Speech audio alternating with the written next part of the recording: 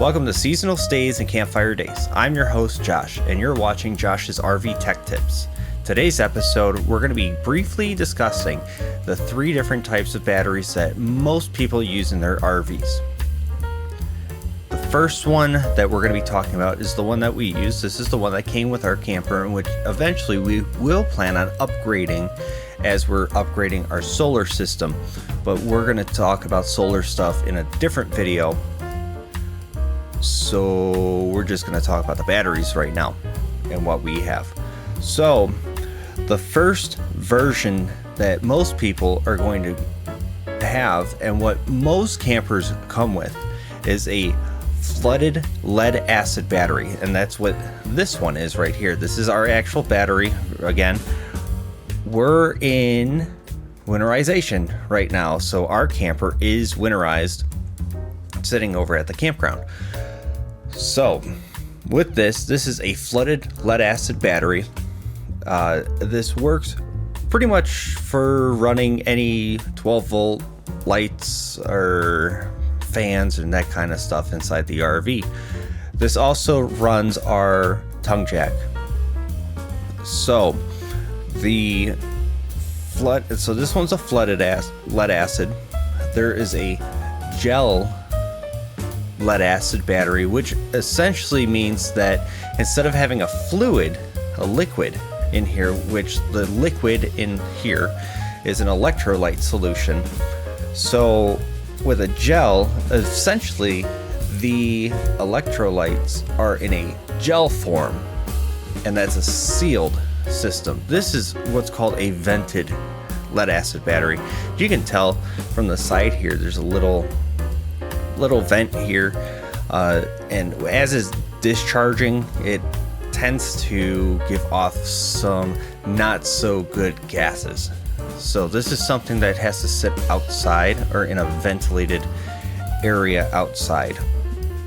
Now with a gel battery, to my knowledge, that is a sealed battery, so no venting needed. It also allows you to go and put it pretty much in any orientation, although I would not recommend it. Definitely the post up is always the best way to do it.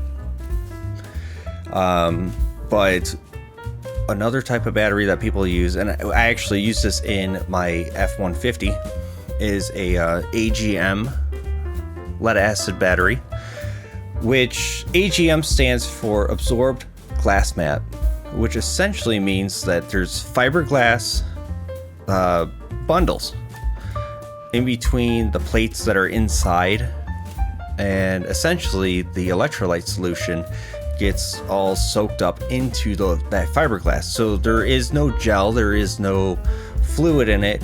It is all absorbed into the fiberglass. So that is meant for like off-roading, and you can put it in any orientation and everything. And it is also a sealed battery again, so no venting. Although I would recommend with any lead acid to go and just put it outside somewhere where it can vent if needed. So like I said, flooded has the liquid, the gel is gel, AGM is the fiberglass mats. So all 3 of these, there are 2 types of all 3, or of all those categories there. You have a cranking battery and a deep cycle. So a cranking battery is only meant to it's like to start your car, that kind of stuff. It's not really meant to be discharged a whole bunch of times or get really low on the charge. That kind of messes up, especially with the chemistry inside with the electrolytes and the water and all that other stuff. It doesn't like it. So what they have come out with, which this has been around for a very long time, is the deep cycle. That is meant to charge up and discharge, charge up, discharge, charge up, discharge. And it's not necessarily meant for like starting your car or something, but it does help with longevity of the battery, so the lifespan of the actual battery itself. So the thing is, with those flooded batteries, the flooded lead acids, these typically do not hold that much of a charge. So if you're trying to like boondock somewhere, right, and let's say you don't have solar, or you have a very small solar setup, these are like, one of these will probably, like, it lasts us, if we're not hooked up into anything, it can get us through the night, but it's not like we can run like a 12-volt fridge or something with a really big draw on it. And we can get into that kind of stuff when we go over like our solar, because that's where it really comes in to play, is with solar, because then you have inverters and you can talk more about batteries, which one of the batteries that is on here is perfect for solar. But the lead acids, they tend not to hold the charge as much, and you pretty much get about like 50% of the actual charge that's in it are usable, because it tends to drop in voltage as it gets discharged. So that takes care of the lead acid batteries. Now for kind of the neatest battery, the newest one that's come out that has really gained popularity with campers, RVs, campers, all that, are lithiums.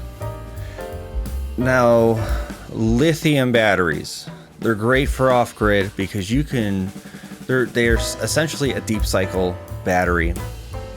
You can charge them up and then you can discharge them as many times as you want, as long as you want, and there's no voltage drop, which is the greatest thing. So very good for sensitive electronics.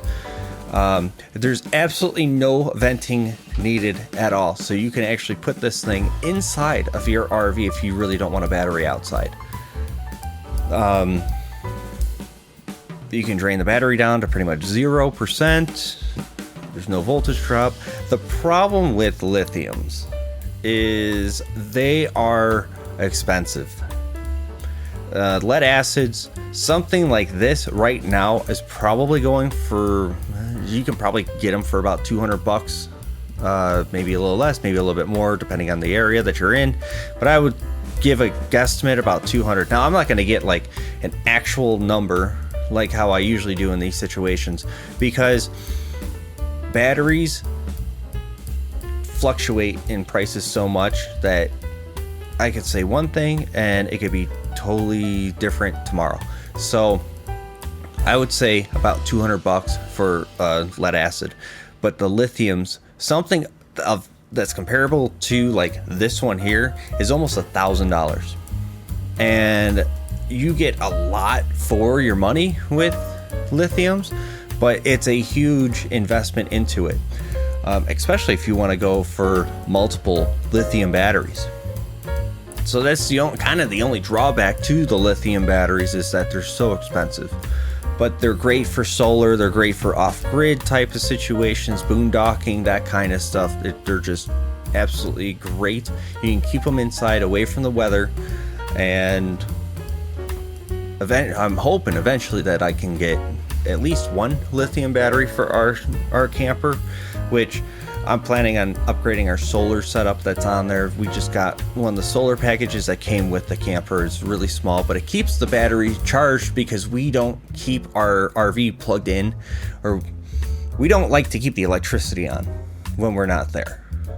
So the solar essentially goes and just charges the battery on a trickle charge. So, but that's pretty much it for the batteries. That's just a really basic understanding of the lithium batteries. There's no electrolyte solution or anything in it. The lithium batteries is made out of lithium.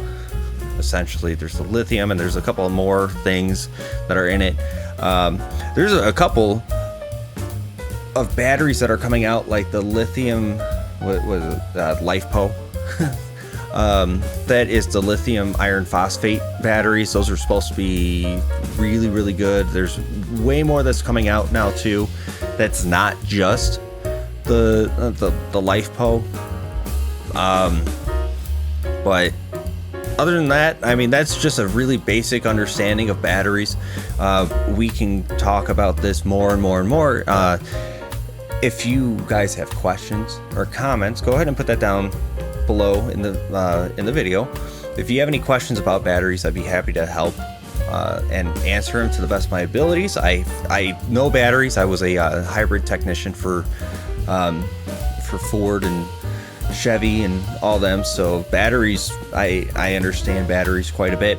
Also electrical, that's I went to school for automotive electrical, which is exactly 12 volt stuff for campers and all that other stuff. So if you have questions, I'm not going to diagnose anything, but if you have any questions or anything about batteries, how to hook them up and all that kind of stuff, go ahead and drop your comment down below, drop your question down below. If I can answer, I'll absolutely answer them. Make sure to go ahead and give this video a like too if you enjoyed listening to me just babbling on. And give us a subscribe, because that helps a small channel out, and that just knows that that lets us know to go ahead and keep making more videos about this stuff. And yeah, I appreciate you watching. And again, comment, like, subscribe, and we'll see you next time.